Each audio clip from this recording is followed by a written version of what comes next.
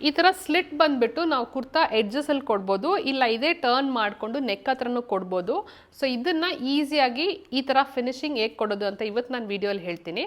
ಇದೇ ಥರ ರೆಗ್ಯುಲರಾಗಿ ನಿಮಗೂ ಸ್ವಿಂಗ್ ಟಿಪ್ಸ್ ಬೇಕಂದರೆ ನಮ್ಮ ಚಾನಲ್ನ ಫಾಲೋ ಮಾಡಿ. ಸೊ ಈ ಥರ ಎಷ್ಟು ಅಗಲ ಪ್ಲಾಕೆಟ್ ಬೇಕೋ ಅಷ್ಟು ಅಗಲ, ಅಂದರೆ ಡಬಲ್ ಆಗಿ ತೊಗೊಳ್ಬೇಕು. ಸೊ ನಾನು ಈ 3 ಇಂಚಸ್ ತೊಗೊಂಡು 2 ಕಡೆನೂ ಫೋಲ್ಡ್ ಮಾಡ್ಕೊಂಡಿದ್ದೀನಿ. ಇವಾಗ ಸೆಂಟ್ರಲ್ ಸ್ಟಿಚ್ ಹಾಕಬೇಕು. ಎಕ್ಸಾಕ್ಟ್ಲಿ ಸೆಂಟ್ರಲ್ ಹಾಕಬಾರ್ದು, ಈ ಸೆಂಟರ್ ಲೈನ್ ಬಿಟ್ಟು 1 ಪಾಯಿಂಟ್ ಈ ಕಡೆ 1 ಪಾಯಿಂಟ್ ಆ ಕಡೆ ಸ್ಟಿಚ್ ಮಾಡಬೇಕು. ಸೊ ಯಾಕಂದರೆ ಸೆಂಟ್ರಲ್ಲಿ ಕಟ್ ಮಾಡಬೇಕು.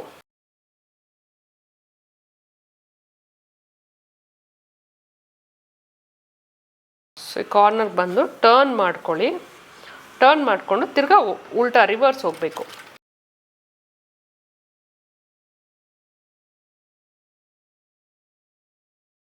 ಸೊ ಇವಾಗ ಸೆಂಟ್ರಲ್ಲಿ ಕಟ್ ಮಾಡ್ಕೊಳ್ಳಿ.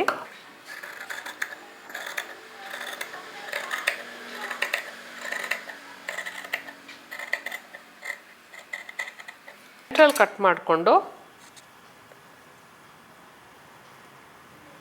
ಇದನ್ನು ರಿವರ್ಸ್ ಈ ಕಡೆ ಟರ್ನ್ ಮಾಡ್ಕೊಳ್ಬೇಕು.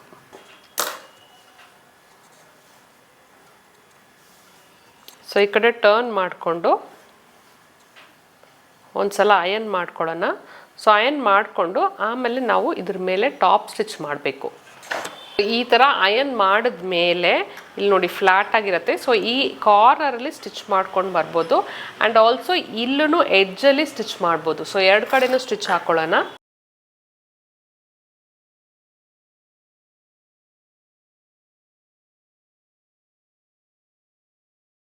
ಸೊ ಇಲ್ಲೊಂದು ರಫ್ ಸ್ಟಿಚ್ ಬ್ಯಾಕ್ ಸ್ಟಿಚ್ ಹಾಕ್ಕೊಂಡು ಆ್ಯಂಡ್ ದೆನ್ ಈ ಕಡೆ ಆ್ಯಂಡ್ ಕಾರ್ನರಲ್ಲಿ